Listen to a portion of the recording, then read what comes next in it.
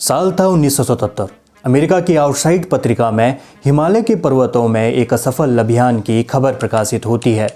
एक परमाणु डिवाइस जो हिमालय की तलहटियों में कहीं खो गया था। सबसे हैरान करने वाली बात यह थी कि डिवाइस भारत के उच्चतर हिमालय में खोया था। मामला इतना गंभीर था कि पूरी दुनिया इस खबर से सकते में आ जाती है। संसद से सड़क तक लोगों के मन में कई सवाल पनपने लगते हैं।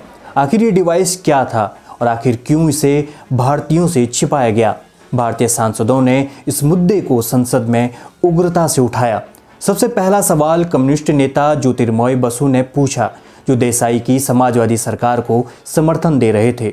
इसके बाद कांग्रेस पार्टी के कई सांसदों ने, जो तब विपक्ष में थे, बासु की जांच की मांग का समर्थन किया। 1977 में जनता दल से चुनाव जीतकर मोरारजी देसाई प्रधानमंत्री बने थे। 17 अप्रैल 1978 को संसद में नंदा देवी अभियान पर 1 घंटे की कड़ी बहस होती है और आखिरकार भारी दबाव के चलते तत्कालीन जनता पार्टी सरकार के प्रधानमंत्री मोरारजी देसाई संसद में अपनी बात रखते हैं। देसाई ने संसद में समझाने की कोशिश की कि इस मामले की जांच के गंभीर प्रयास किए जा रहे हैं। उन्होंने कहा, जैसे ही यह मामला प्रकाश में आया, उन्होंने अमेरिकी अधिकारियों के साथ इस बारे में अपनी चिंताएं रखी और हम इस मामले को लेकर अमेरिका से संपर्क बनाए हुए हैं और पिछले दिनों हमने इसके लिए पूरी एक जांच कमेटी भी बिठाई है। जिस तरह की अंतर्राष्ट्रीय परिस्थिति उस समय थी और जिस तरह का वैज्ञानिक विकास उस वक्त हो रहा था, उनके मद्देनज़र भारत सरकार और अमेरिकी सरकार ने उच्च स्तर पर यह तय किया था कि नंदा देवी की सबसे ऊंची चोटी पर परमाणु संचालित यंत्र लगाया जाए, जिसका उद्देश्य मिसाइल विकास की जानकारी जुटाना था। मामले में देसाई ने 30 मिनट तक लगातार अपनी बात रखी और सांसद उनका भाषण यूं सुन रहे थे जैसे बच्चे परियों की कहानी सुनते हैं। अपने भाषण के अंत में उन्होंने कहा कि वैज्ञानिक जांच की जाएगी ताकि हम और अधिक सुनिश्चित हो सकें। विपक्ष के कई नेता उनकी बात से असहमत हुए। उन्होंने कहा, निष्पक्ष और सही वैज्ञानिक अध्ययन असंभव है। यहाँ तक कि भारतीय वैज्ञानिकों पर भी उंगलियां उठी। किसी ने कहा कि आज देश जानना चाहता है कि हमारी स्वतंत्र सोच है या नहीं। कांग्रेस पार्टी के ही एक अन्य नेता केपी उन्नीकृष्णन ने शक जाहिर किया कि सरकार पूरी कहानी हमसे बता नहीं रही है। उन्होंने कहा, प्रधानमंत्री का व्यवहार हमें चीनी कथा के उन 3 बंदरों की याद दिला रहा है जो कहते हैं कि बुरा मत देखो, बुरा मत बोलो और बुरा मत सुनो, और यह सब CIA को बचाने की खातिर हो रहा है। ये कोई चीज़ को खोजने के लिए किया गया छोटा मोटा वैज्ञानिक अभियान नहीं था। सबसे ज़रूरी बात थी कि CIA की मौजूदगी ही इस राष्ट्र के और अन्य विकासशील राष्ट्रों के राष्ट्रीय हितों के लिए खतरा है। राजनीति का यह पक्ष पूरी तरह से नज़रअंदाज किया गया।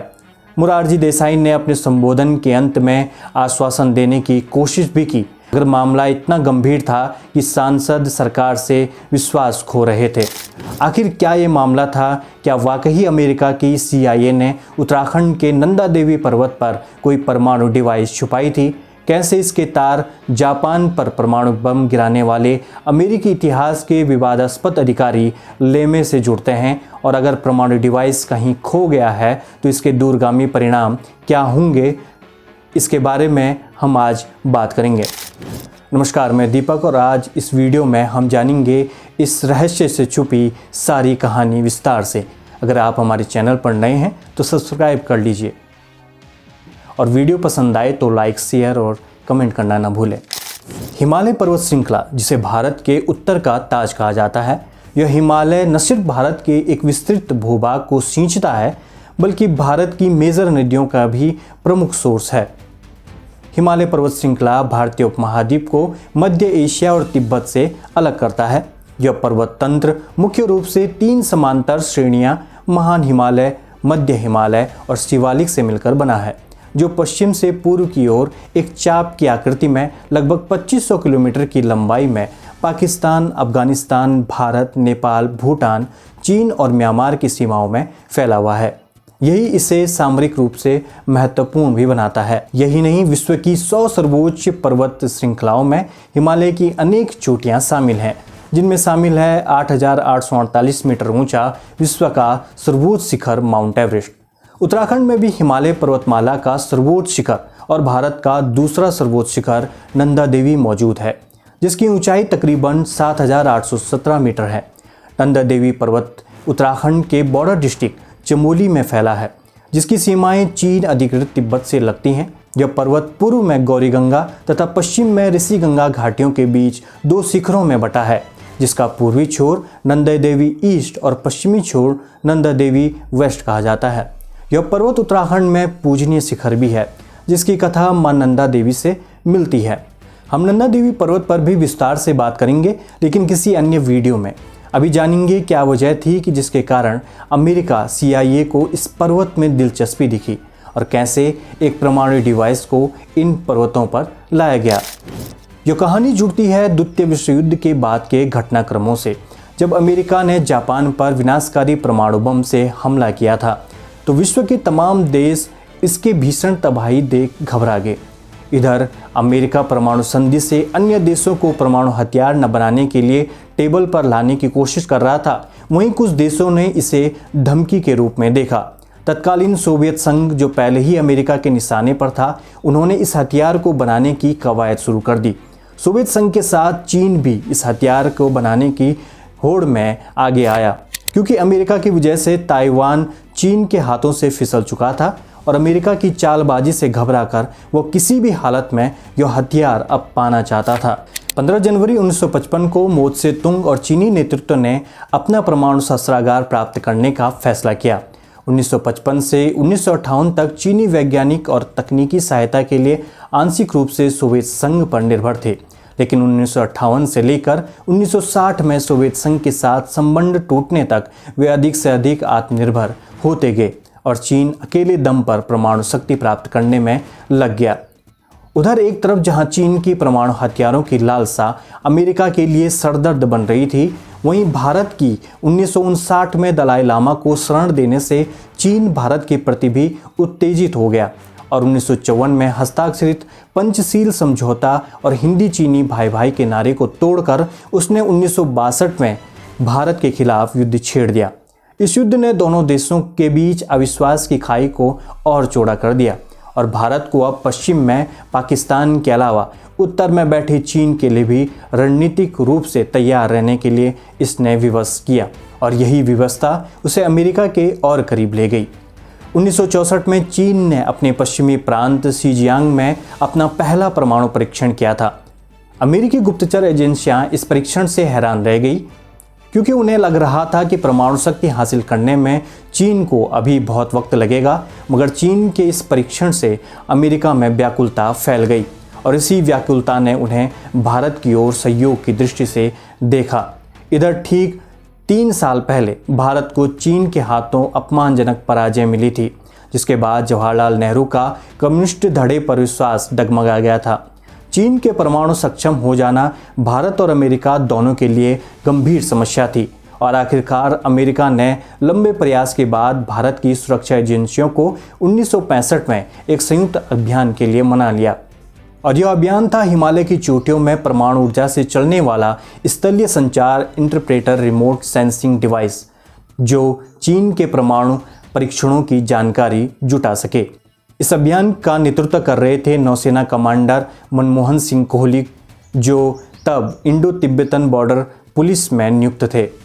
उनके साथ IB के 4 अधिकारी हरीश रावत, सोनम वांग्याल, गुरुचरण सिंह भंगू और सोनम ग्यात्सो जाने वाले थे। ये सभी लोग पहाड़ चढ़ने में प्रशिक्षित थे और इन सभी को खेलों के लिए दिया जाने वाला सबसे सर्वोच्च सम्मान अर्जुन पुरस्कार मिल चुका था। इसके अलावा इस अभियान के लिए लता और रैनी से 33 भोटियों को इस अभियान के लिए भर्ती किया गया और साथ ही ग्लेशियरों पर चढ़ाई करने में सक्षम 9 शेरपाओं को सिक्किम से भी भर्ती किया गया था। मनमोहन सिंह कोहली रेडियो के जरिए रामेश्वर नाथ काऊ के साथ रोज संपर्क करते थे। उस वक्त काऊ एविएशन रिसर्च सेंटर के निदेशक थे और बाद में काऊ भारतीय गुप्तचर संस्था रॉ के संस्थापक निदेशक बने। काऊ भारतीय गुप्तचर के पितामह कहलाने वाले भोलानाथ मलिक को रिपोर्ट करते थे। मलिक स्वतंत्र भारत के पहले IB निदेशक थे। मलिक और काऊ भारत के 2 सबसे महत्वपूर्ण गुप्तचर अधिकारी माने जाते हैं और वो इस अभियान की निगरानी कर रहे थे। हम इस कड़ी में वापस लौट के आएंगे, मगर सबसे पहले आपको इस कड़ी के एक दूसरे हिस्से को जानना चाहिए, जिसके तार जापान पर बम गिराने वाले जनरल कर्टिस लीमे से जुड़े हैं। लीमे को अमेरिकी सैन्य इतिहास में एक विवादास्पद अधिकारी समझा जाता है। लीमे ने विश्व युद्ध 2 के दौरान 1945 में 6 महीनों तक जापानी सर्वसाधारण नागरिकों पर बमबारी करवाई थी, जिसमें 5 लाख नागरिक मारे गए थे। वह परमाणु हथियारों के इस्तेमाल के कट्टर समर्थक थे और क्यूबा मिसाइल क्राइसिस के दौरान कई बार उनकी राष्ट्रपति जॉन एफ कैनेडी के साथ नोकझोंक भी हो चुकी थी। ऐसे ही नोकझोंक उनकी वियतनाम युद्ध के समय भी हुई थी। वह बार बार कहते थे कि अमेरिका को अपने दुश्मनों पर इतने बम गिराने चाहिए कि वे पाषाण युग में पहुंच जाएं। लीमे ने तीसरा विश्व युद्ध शुरू करने की सिफारिश भी की थी और कई सर्किलों में उन्हें एक खतरनाक सनकी कहा जाता था। लीमे जिस शहर से आते हैं उसी शहर से बैरी बिशप भी आते थे। बैरी बिशप 1963 में एवरेस्ट चढ़ने वाले अमेरिकी दल के सदस्य थे और नेशनल जियोग्राफिक पत्रिका में फोटो एडिटर थे। बैरी बिशप से उनकी मुलाकात इस घटनाक्रमों की पटकथा का एक अहम हिस्सा था। अमेरिकी वायुसेना दुनिया भर में परमाणु परीक्षणों पर नज़र रखने के लिए जिम्मेदार थी, इसलिए शिजियांग का परमाणु परीक्षण लीमे के एजेंडा के शीर्ष पर था। लीमे और बिशप की दोस्ती ने इस अभियान का आरंभ किया, लेकिन आपको जानकर हैरानी होगी कि इस अभियान के लिए नंदा देवी पर्वत शिखर नहीं बल्कि भारत की ही एक अन्य ऊंची श्रृंखला K2 को चुना गया था। 1964 अमेरिकी गुप्तचर एजेंसियों ने भारत सरकार के साथ अपने रिश्ते बनाने शुरू किए। उस समय कोहली अपने माउंट एवरेस्ट अभियान की तैयारी कर रहे थे। तभी उनकी मुलाकात दिल्ली में बैरी बिशप से होती है। बिशप चाहते थे कि कोहली एवरेस्ट चढ़ने की अपनी तैयारी बीच में ही रोक दें और तुरंत कंचनजंगा K2 ग्लेशियर पहुंचे। बिशप के जाने के बाद कोहली ने मलिक को एक नोट भेजा। उस नोट में लिखा था, डियर मलिक, मेरी मुलाकात प्रसिद्ध अमेरिकी पर्वतारोही से हुई है और मुझे बातचीत बड़ी संदिग्ध लगी है। कृपया इस आदमी पर नज़र रखें। माउंट एवरेस्ट से जब कोहली अपने दल के साथ लौटे तो वो राष्ट्रीय हीरो बन चुके थे। उनके स्वागत करने के लिए कई गणमान्य लोग आए हुए थे। लाल बहादुर शास्त्री, जो तत्कालीन प्रधानमंत्री थे, उस समय विदेश यात्रा पर थे। तब उनकी मुलाकात दिल्ली के पालमपुर हवाई अड्डे पर काऊ से होती है। काऊ, जो आने वाले दिनों में लगभग 1 दशक तक रॉ के प्रमुख होने वाले थे, तब तक मलिक के डिप्टी थे और वे एकमात्र ऐसे व्यक्ति थे जिनका भारतीय गुप्तचर एजेंसियों के विकास में ज़्यादा प्रभाव है। आईबी में ARC के निदेशक के रूप में उनकी पहचान एक ऐसे व्यक्ति की थी जो बहुत सुसंस्कृत, बुद्धिमान और राजनीतिक सिस्टम का खिलाड़ी था। मलिक काऊ को रॉ को लीड करने के लिए तैयार कर रहे थे। इस पद पर पहुंचकर काऊ ने जबरदस्त विदेशी असाइनमेंट को अंजाम दिया था, जिनमें बांग्लादेश की स्थापना और सिक्किम का भारत में विलय शामिल है। इसके बाद काऊ इंदिरा गांधी के राष्ट्रीय सुरक्षा सलाहकार भी बने थे। रामेश्वर नाथ काऊ ने कोहली को एक पेलोड को कंचनजंगा के ऊंची चोटी में छोड़ने को कहा, जिसके लिए उन्हें अमेरिकियों का सहयोग करना था। इस अभियान के शुरू होने से पहले उन्हें प्रशिक्षण के लिए अमेरिका भी भेजा गया, जहां वे 40 दिन तक रहे और माउंट मैकिनले और अलास्का में उन्होंने प्रशिक्षण लिया। मगर जिस दौरान ये खत्म होने वाला था, चीनियों ने शिजियांग में दूसरा परमाणु परीक्षण कर लिया। इस बार चीनियों ने हवाई जहाज से बम गिराया था और अमेरिका को अब विश्वास था कि अगला परीक्षण मिसाइल से होने वाला है। इस बीच भारी दबाव बन चुका था। टीमों को भारत रवाना किया गया और बिशप, जो अमेरिकी दल का नेतृत्व कर रहे थे, वे भारत की टीमों से कोऑर्डिनेशन कर रहे थे। इस मिशन में पर्वतारोहियों को कंचनजंगा के शिखर पर 5 किलो पेलोड पहुंचाना था, जो दुनिया की तीसरी सबसे ऊंची चोटी है। इस पेलोड में कम्युनिकेशन, संचार, इंटरप्रेटर का सामान और एक जनरेटर था। दोनों को चोटी में लगाया जाना था। CIA के तकनीशियन, जिनका नाम गार्डन स्लीपर बताया गया, इंटरप्रेटर और जनरेटर कैसे काम करता है इसका प्रशिक्षण दल को देने लगे। भारत में किसी जगह स्थापित बेस स्टेशन को सूचना भेजने के लिए इसके सेंसर में 4 ट्रांसरिसीवर लगाए गए, जिसमें चीन के परीक्षण साइट में डेटा संकलित करने के लिए एक 6 फीट लंबा एंटीना था। जनरेटर का नाम था स्नैप 19C, जिसका पूरा नाम था system for nuclear axillary power. Snap 19C की जानकारी प्रधानमंत्री मोरारजी देसाई द्वारा गठित वैज्ञानिक अध्ययन आयोग की 94 पेज की रिपोर्ट में मिलती है। इस रिपोर्ट के 90वें पेज में इस डिवाइस की जानकारी में कहा गया कि इसका ईंधन प्लूटोनियम Pu-238, Pu-239 और और स्टोनेशियम SR-90 के मिश्रण से बने 7 कैप्सूल था। हर कैप्सूल के अंदर 5.5 मिलीमीटर टेंटलम का कवर था। इसमें पर्याप्त खाली स्थान छोड़ा गया था ताकि रेडियोएक्टिव क्षय होने पर बनने वाली हीलियम गैस इकट्ठा की जा सके। कैप्सूल पर चढ़ाया गया बाहरी खाका 2.5 मिलीमीटर हेंस का था, जो कोबाल्ट, निकल, क्रोमियम और टंगस्टन से बनाया गया था और इसमें उच्च तापमान और घर्षण को सहन करने की प्रॉपर्टी थी। ये काफ़ी मजबूत था। 5 कैप्सूलों को अष्टकोणीय आकार के ग्रेफाइट के ब्लॉक में थर्मोकैप्सूल, थर्मल इंसुलेशन सामग्री आदि के साथ रखा गया था। स्नैप 19C के बारे में कहा गया था कि यह बम नहीं है, यह तभी फटेगा जब इसे ट्रिगर मिलेगा। इसमें ट्रिगर नहीं है, लेकिन यह रेडियो एक्टिविटी द्वारा संचालित है और संपर्क में आने वाले मनुष्यों के लिए विषाक्त है। प्लूटोनियम हड्डियों तक को गला देता है और यहाँ तक कि इसका जो विकिरण है पेड़ पौधों के लिए भी खतरनाक है। स्लीपर के प्रेजेंटेशन के बाद कोहली को खतरे का एहसास हुआ, लेकिन उन्हें खतरा न्यूक्लियर सामग्री के होने का नहीं लगा, बल्कि इसके वजन से उन्हें डर सता रहा था। 5 पेलोड का मतलब था 125 पाउंड, जो कंचनजंगा की ऊंची चोटी पर ले जाना नामुमकिन था। कोहली ने एक पत्र लिखकर अपने सीनियर्स काऊ और मलिक को इसकी जानकारी दी और अमेरिकी दल के साथ इसकी चिंता भी प्रकट की। तब जाके तय हुआ कि पेलोड को कंचनजंगा नहीं बल्कि उत्तराखंड के सबसे ऊंचे शिखर नंदा देवी पर लगाया जाएगा। इस बात पर सभी की सहमति बनी और नंदा देवी की ओर टीम रवाना हुई। लता गांव से नंदा देवी चोटी की चढ़ाई 125 किलोमीटर लंबी है। दल ने इस दूरी को 7 चरणों में पूरा करने की योजना बनाई। मूल योजना के विपरीत केवल 3 ही अमेरिकी पर्वतारोही इस अभियान में शामिल हुए, जिनमें शामिल थे लूड जेस्टार्ड, टॉम फ्रॉस्ट और सैंडी बिल। वहीं इस अभियान को अब कोहली लीड कर रहे थे। बिशप इस अभियान का हिस्सा नहीं थे। CIA के केस अधिकारी बिल मैकिनेफ बेस कैंप पर तैनात थे, जबकि गार्डन स्लीपर पास ही एक रिले स्टेशन बनाकर प्राप्त जानकारियों को सेंसर के जरिए नई दिल्ली और वाशिंगटन भेज रहे थे।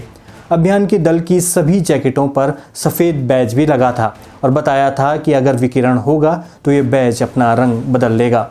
पर्वतारोहियों ने 24 सितंबर को अगले अक्टूबर के दूसरे हफ्ते तक अच्छी प्रगति की। धीरे धीरे सर्दियां शुरू होने वाली थी और वहीं कोहली का दल चोटी की तलहटी पर पहुंच चुका था, जहां से चोटी महज 300 मीटर दूर थी। यह चढ़ाई अगर साफ मौसम में होती तो 5 घंटे में पूरी हो सकती थी, लेकिन मौसम तेजी से करवट लेने लगा और योजना के विपरीत 16 अक्टूबर को बर्फ गिरने लगी और आसपास धुंध छाने लगा। साथ ही भूस्खलन का खतरा भी अब बढ़ गया था। उनकी टीम के सदस्यों को थकान और सर दर्द होने लगा। कोहली ने जेस्टार्ड, जो 1963 में अमेरिकी एवरेस्ट दल के सदस्य थे, उनसे मशवरा किया और दोनों इस बात पर सहमत हुए कि अब आदमियों को खतरा है और यहाँ से चढ़ाई करना अब असंभव है। कोहली ने रेडियो के जरिए इस अभियान की जानकारी दिल्ली पहुंचा दी। पर्वतारोहियों को चोटी से नीचे लेकर आने का मतलब था कि अगले साल मई तक इस अभियान को स्थगित करना, लेकिन फिर भी दिल्ली में अधिकारी इस बात को बेमन से स्वीकार कर गए। इसके अलावा कोहली को इस बात की भी अनुमति दी गई कि वह जनरेटर और सेंसर को चौथे कैंप में सुरक्षित छोड़ देंगे। भंगू और 6 शेरपा को पहाड़ी में एक गुफा मिली, जहां इन सामान को छोड़ दिया गया। इधर नंदा देवी अभियान स्थगित हुआ तो वहीं चीन ने मिसाइल के जरिए अपना तीसरा परमाणु परीक्षण पूरा कर लिया था। अब दिल्ली और अमेरिका दबाव में थे। जैसे ही कोहली की टीम 1966 में नंदा देवी पर्वत पर वापस लौटी तो वे जानकर हैरान हो गए कि सब कुछ गायब हो गया है। इसके अलावा जिस पत्थर के नीचे उन्होंने इसे छुपाया था वह भी अब दिख नहीं रहा था। साफ था कि भूस्खलन से पत्थर खिसक गया है। इस घटना ने दिल्ली और वाशिंगटन में हड़कंप मचा दिया। कई टीम इस अभियान के पेलोड के सर्च में आई, मगर उन्हें कुछ हासिल नहीं हुआ और इस जानकारी को एक असफल अभियान के तहत दोनों ही देशों ने छिपा दिया। मगर जैसे ही 1977 की आउटसाइड पत्रिका में इस असफल अभियान की खबर छपी तो इसने भारतीयों को चिंता में डाल दिया। संसद में मोरारजी देसाई ने इस असफल अभियान की जानकारी दी। साथ में उन्होंने 6 सदस्यीय वैज्ञानिक कमेटी का भी गठन कर दिया। रक्षा मंत्री और रक्षा अनुसंधान महानिदेशालय के सलाहकार MGK Menon, Bhabha atomic research centre के निदेशक डॉक्टर राजा रमन्ना और भारतीय चिकित्सा अनुसंधान परिषद के महानिदेशक डॉक्टर रामानंद स्वामी और Shah institute of nuclear physics के डॉक्टर AK शाह थे। उस दौर में ये भारतीय वैज्ञानिक परमाणु और जन स्वास्थ्य के क्षेत्रों में शीर्ष वैज्ञानिकों में शामिल थे। इस टीम का अनुसंधान CIA द्वारा मुहैया कराए गए दस्तावेजों पर आधारित था, क्योंकि यह घटना 13 साल पहले हुई थी, तो इस मामले में अनुसंधान करने के लिए अब कुछ बाकी नहीं था। इस दल ने सरकार को जो पहली सिफारिश की वो थी नंदा देवी के आसपास की हवा, पानी और मिट्टी में रेडियो एक्टिव विकिरण की जांच समय समय पर करना। दूसरी सिफारिश में कहा गया कि इस यंत्र को खोजने के लिए एक नई तकनीक विकसित की जाए। साथ ही इस कमेटी ने यह भी रेखांकित किया कि गुमशुदा यंत्र से दुर्घटना होने की संभावना कम ही है। फिर भी वैज्ञानिकों ने यह भी कहा कि गुमशुदा यंत्र को ढूंढा जाना बेहद जरूरी है। आज इस कमेटी की रिपोर्ट को कई साल गुजर चुके हैं, साथ ही इस अभियान को कई साल बीत चुके हैं, लेकिन उसके बाद भी इस जनरेटर को खोजने का कोई प्रयास नहीं किया जा रहा है। खैर, आखिर वो पेलोड कहाँ गया और भविष्य में क्या इसके दूरगामी परिणाम होंगे, यह तो वक्त ही बताएगा। मगर इस अभियान में शामिल शेरपाओं की वक्त से पहले जान कैसी गई, ये एक राज ही रहेगा। वहीं यह हैरान करने वाली बात है कि जिस अभियान को भारत अपनी संसद में बता चुका है, यह हास्यास्पद है कि अमेरिका ऐसे किसी अभियान की बात से ही इनकार करता है। यानी कि 1978 में मोरारजी देसाई की संसद में स्वीकारोक्ति के बावजूद वे नहीं मानता कि ऐसा कोई अभियान भी हुआ था। खैर, आप इस अभियान और इस अभियान से जुड़ी जानकारी को कैसे देखते हैं, कमेंट बॉक्स में जरूर हमें बताइएगा। फिर मिलेंगे उत्तराखंड से जुड़ी किसी अन्य रोचक जानकारी के साथ। तब तक आप हमारे चैनल के साथ बने रहें, साथ ही हमें अपना प्यार देते रहें। नमस्कार।